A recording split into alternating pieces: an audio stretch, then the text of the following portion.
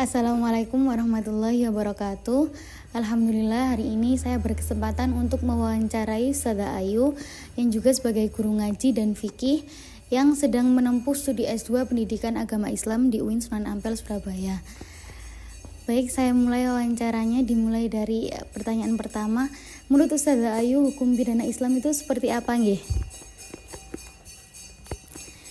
Jadi hukum pidana Islam itu kalau di dalam kitab fikih biasanya itu disebut dengan kitab jinayah. Jadi ulama itu membagi 6 tema besar dalam kajian fikih. Itu ada yang biasanya di awal-awal kitab fikih itu biasa adanya kitab fikih ibadah, lalu ada juga fikih muamalah, ada juga fikih tentang faraid atau mawaris, ada juga fikih tentang nikah, terus fikih tentang siasa atau politik, lalu juga ada fikih jinayah ini. Jadi fikih jinayah ini tentang menjelaskan tentang pidana Islam, hukum pidana Islam. Seperti itu. Nah, dalam hukum pidana Islam itu kan ada istilah jarimah. Menurut Ustazah itu jarimah itu seperti apa nih? Kalau istilah jarimah itu banyak ulama yang menyamakan istilah jarimah dengan jinayah. Dan kalau istilah jarimah sendiri itu adalah larangan-larangan yang ditetapkan oleh syariat, di mana nantinya pelaku pelanggaran tersebut, pelaku larangan tersebut itu akan dikenai hukuman had atau bisa juga ditakzir. Begitu. Dalam jarimah kan ada mungkin seperti kisos. Nah, menurut Ustazah ini kisos itu seperti apa nih? Oh ya, tadi jarimah ya. Jarimah kan ada macam-macamnya ya. Ada jarimah kisos, ada jarimah ada jarimah hudud, ada juga jarimah takzir. Nah, yang jarimah kisos ini itu dari segi terminologinya dulu ya. Terminologi dari kisos itu adalah pembalasan yang setimpal kepada pelaku sesuai dengan apa yang dilakukan pelaku terhadap korban. Jadi kisos sendiri itu ada 2. Ada kisos jiwa, ada kisos anggota tubuh. Seperti yang kita ketahui, kalau misalkan kisos jiwa itu biasa disebut juga dengan kisos pembunuhan. Jadi kisos pembunuhan itu kisos yang diberlakukan kepada pelaku yang membunuh seseorang. Syarat-syaratnya kisos juga ada banyak ya. Salah satunya itu pembunuhnya itu harus yang sudah baligh dan juga berakal atau mukallaf. Jadi kalau misalkan anak kecil ataupun orang gila itu masih belum diberlakukan hukum kisos. Lalu kisos sendiri itu juga harus sama dengan apa yang dilakukan pelaku terhadap korban. Jadi harus sama dalam segi perbuatannya maupun dari segi alat yang digunakan untuk melakukan tindakan kejahatan tersebut. Misalkan pelaku tersebut membunuh orang dengan pisau, maka ya di kisosnya juga dibunuh dengan pisau seperti yang dilakukan pelaku terhadap korban. Seperti itu. Lalu sekarang yang tadi kan pembagian kisos kan ada 2 ya, kisos jiwa dan juga kisos anggota tubuh. Kalau kisos jiwa itu kisos pembunuhan. Pembunuhan sendiri itu ada dalam kitab Fathul Qorib itu dijelaskan ada 3 macam pembunuhan dikelompokkan dari segi niatnya. Ada dalam kitab Fathul Qorib itu terbagi menjadi 3 macam, yaitu amdun mahdun, khotok mahdun, dan juga amdun khotok. Jadi yang pertama tadi kan amdun mahdun. Amdun mahdun itu pembunuhan yang murni disengaja. Jadi pembunuhan yang memang ada niat untuk membunuh dan memakai alat yang bisa digunakan atau yang biasa digunakan untuk membunuh. Misalkan dengan pisau atau dengan tembak, dengan pistol gitu ya. Jadi memang ini pelaku pembunuhnya ada niatan dan juga memakai alat yang bisa mematikan gitu ya. Lalu maka hukuman yang diberlakukan adalah hukuman kisos yang perlakuannya itu sama dengan yang dilakukan oleh pelaku terhadap korban. Jadi kisosnya itu sama dengan yang dilakukan pelaku terhadap korban. Tapi ada juga keringanan terhadap korban jikalau ada permaafan, ada maaf dari keluarga korban. Kalau ada sudah dimaafkan oleh keluarga korban, maka bisa diganti dengan diat mughalladah, begitu. Untuk diat mughalladah sendiri itu seperti apa ya Ustazah? Untuk diat mughalladah itu berupa denda sebagai pengganti kisos karena sudah dimaafkan oleh keluarga, dan dendanya itu berupa 100 ekor unta. Jadi 100 ekor unta dibayarkan kepada keluarga korban, dan 100 ekor unta ini diperinci 30 ekor unta hikoh. Unta hikoh itu unta yang berusia 3 tahun, terus 30 ekor unta jaz'ah, unta yang berusia 4 tahun, dan juga 30 ekor unta khalifah, unta yang sedang mengandung, gitu. Lalu, tadi belum dijelaskan yang kedua dan yang ketiga, kategori kedua dan kategori ketiga. Yang kategori kedua itu ada khotok mahdun. Khotok mahdun ini yang pembunuhan murni tidak disengaja, seperti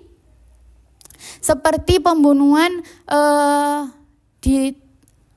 seperti ada seseorang misalnya ada seseorang itu melempar batu di hutan, lalu batu itu terkena orang sehingga orang itu mati karena perbuatan melempar batu tersebut. Jadi ini termasuk kategori yang pembunuhan secara tidak sengaja atau khotok mahdun.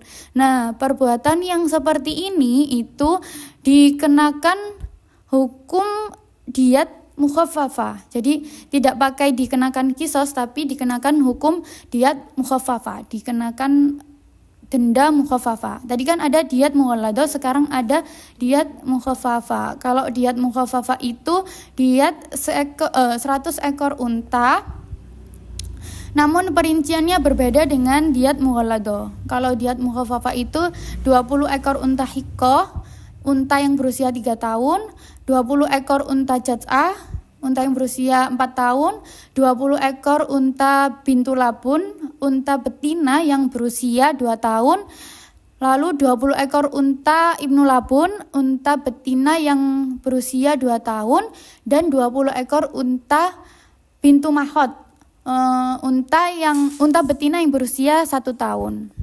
Begitu. Tadi sudah yang kategori kedua, sekarang yang kategori ketiga. Kategori ketiga ini ada amdun khotok. Jadi ini termasuk yang semi sengaja. Jadi ini pembunuhannya itu dia misalkan memukul seseorang dengan sapu lidi misalkan sapu lidi sampai orang itu mati seketika pada saat itu. Jadi orangnya itu memang tidak sengaja, maksudnya tidak ada semi sengaja kalau di sini disebutkannya itu. Jadi tidak memakai alat yang biasanya mematikan, tapi bisa mati pada saat itu dengan tindakannya itu. Jadi kalau yang seperti ini itu diharuskan orang itu untuk membayar diat mughalladah. Diat mughalladah, tapi tidak pakai hukum kisos, tapi pakai diat mughalladah. Namun untuk yang kategori 2 dan 3 khotok mahdun dan juga amdun khotok ini diatnya itu bisa dibayarkan dalam jangka waktu 3 tahun.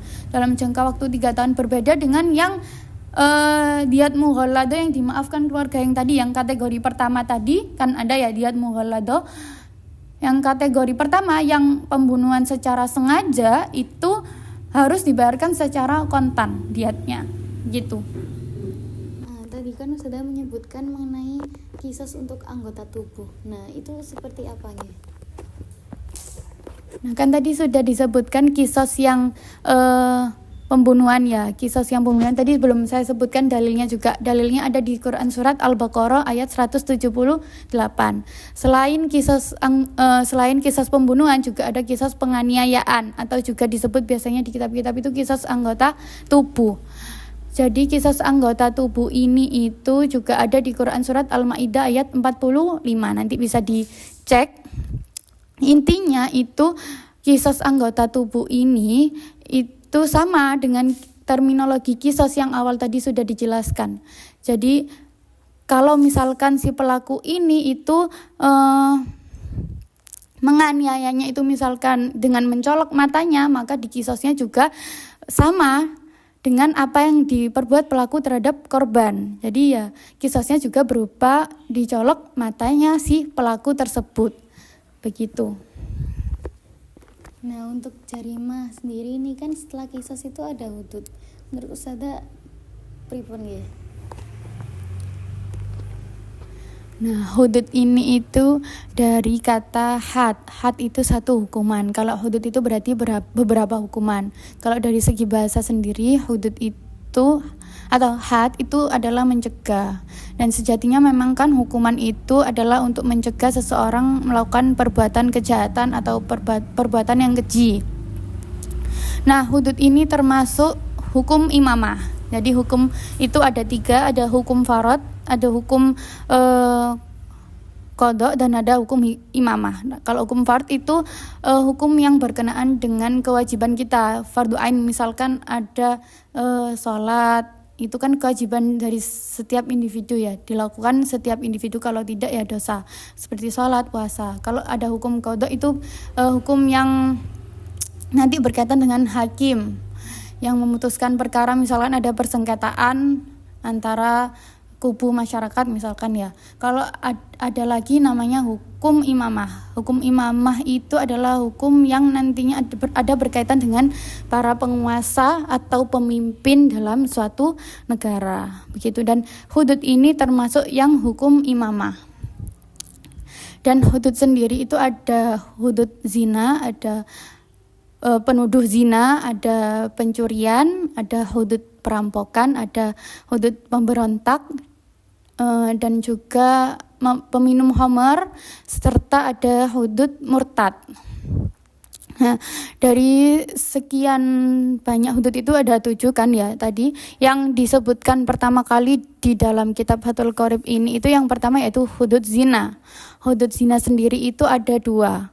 Ada hudud ada zina muhson dan juga ghairu muhson.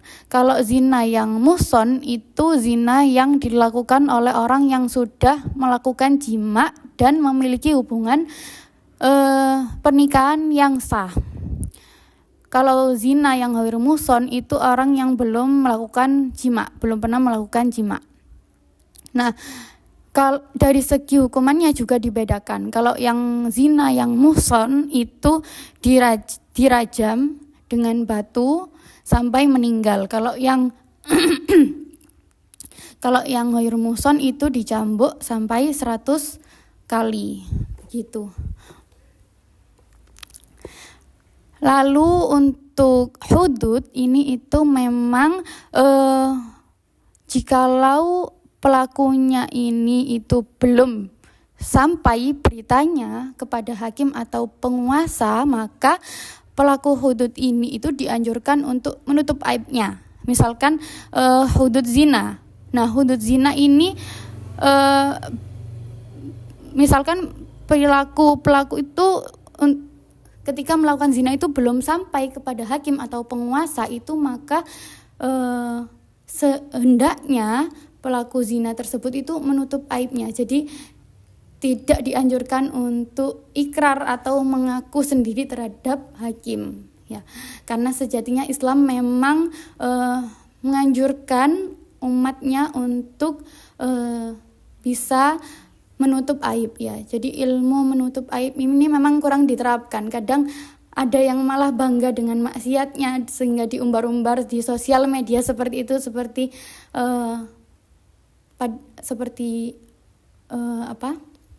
terkadang ada yang bercerita kalau dia sudah zina, bercerita kepada temannya atau kepada siapapun itu sebenarnya tidak dibenarkan. Karena yang benar adalah ketika orang itu sudah melakukan maksiat seperti zina, itu harus ditutupi aibnya, lalu dilakukan taubat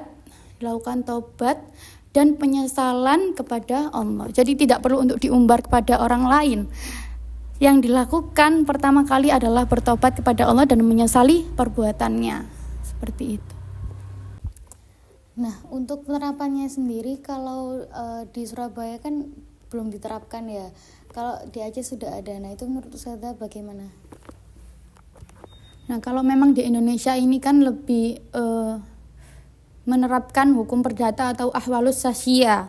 Jadi yang menerapkan itu memang hanya di Aceh ya, mungkin ya hanya di Aceh. Kalau di Surabaya ini kan belum. Nah, itu berarti ya memang tanggung jawabnya penguasa ya, tanggung jawabnya pemimpin kita sebagai masyarakat biasa ya. Yang bisa kita lakukan ya menaati segala peraturan pemimpin dan menghindari segala perbuatan kejahatan yang tadi sudah dilarang oleh syariat. Dan juga kalau bisa juga dakwah, amar ma'ruf nahi mungkar, memerintahkan kepada yang diperintahkan oleh Allah dan juga menghindari segala yang dilarang oleh Allah. Gitu. Dan kita juga harus menjaga lingkungan kita, orang-orang terdekat kita, kalau bisa menasihati jikalau ada yang perkara tidak benar gitu. Memang Islam itu sejatinya memang menekankan harus taat juga kepada perintah dan tidak lupa juga dengan syariat Islam, atau juga harus taat juga dengan syariat Islam. Selain syariat Islam juga kita kan juga punya pemimpin yang harus kita taati. Nah, untuk macam jarima yang terakhir kan ada takzir. Nah, menurut Ustazah bagaimana tentang yang terakhir nih, yang takzir ini? Nah, takzir sendiri itu pelanggaran yang lebih fleksibel gitu ya. Jadi pelanggarannya itu tidak secara tetap ada di syariat Islam. Jadi pelanggarannya itu, hukumannya itu lebih rendah tingkatannya daripada hudud. Kalau hudud kan sudah ada di syariat Islam, kalau zina ya harus tadi itu ya.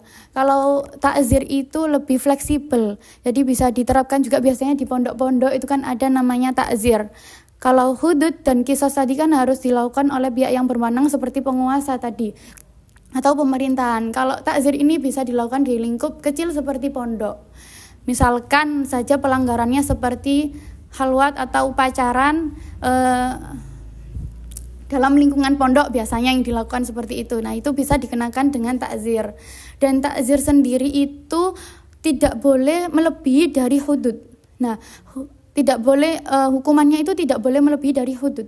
Hudud itu tadi kan yang ada hudud yang paling ringan itu adalah hudud dari pemabuk. Dari hudud pemabuk itu 40 cambukan. Jadi tidak boleh kalau misalkan takzir ini melebihi dari 40 cambukan yang tadi hudud itu. Jadi tidak boleh melebihi dari tingkatan hudud dari segi hukumannya. Pertanyaan terakhir, Ustazah, menurut Ustazah apa hikmah dari pidana Islam ini atau jarima yang sudah disebutkan tadi? Hukum pidana Islam ini sudah ada hikmahnya dalam Quran surat Al-Baqarah ayat 179. Jadi terusannya yang hukum qisas tadi itu, terusan ayatnya itu ada hikmah dari hukum qisas itu tadi. Walakum fil qisasi hayatu ya ulil albabi la'allakum tattaqun. Jadi qisas itu ada jaminan kehidupan bagimu wahai orang-orang yang berakal agar kamu bertakwa. Jadi sejatinya qisas itu untuk kehidupan masyarakat yang lebih baik.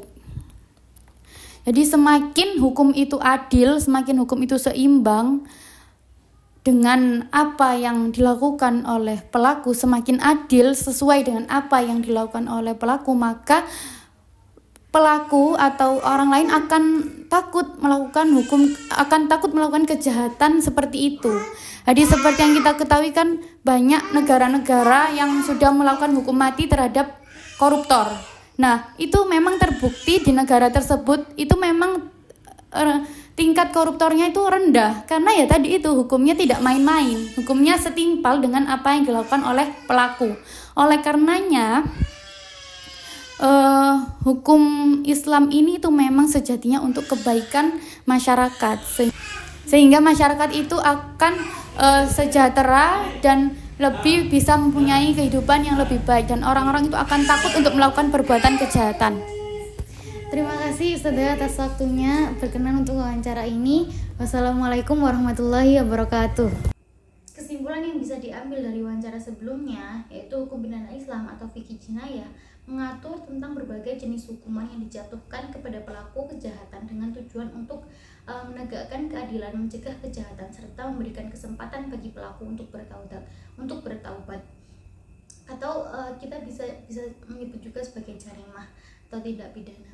Jadi terdapat 3 jenis hukuman utama dalam hukum pidana Islam atau dalam jarimah ini. Yang pertama yaitu kisos, yang kedua hudud, dan yang terakhir takzir. Nah, kisos ini merupakan hukuman yang bersifat pembalasan setimpal. Jadi di mana pelaku kejahatan menerima hukuman sebanding dengan kejahatan yang dilakukan, seperti hukuman mati untuk pembunuh. Ini berlaku dalam kasus-kasus seperti pembunuhan dan luka berat. Tujuan dari kisos ini adalah memberikan keadilan kepada korban dan keluarga korban serta memberikan efek jerah.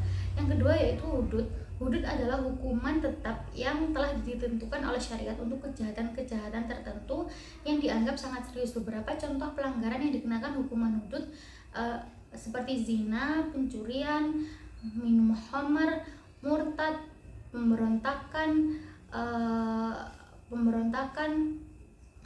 dan lain sebagainya. Sementara itu, takzir adalah hukuman yang diberikan atas pelanggaran yang tidak termasuk dalam kategori kisos atau hudud.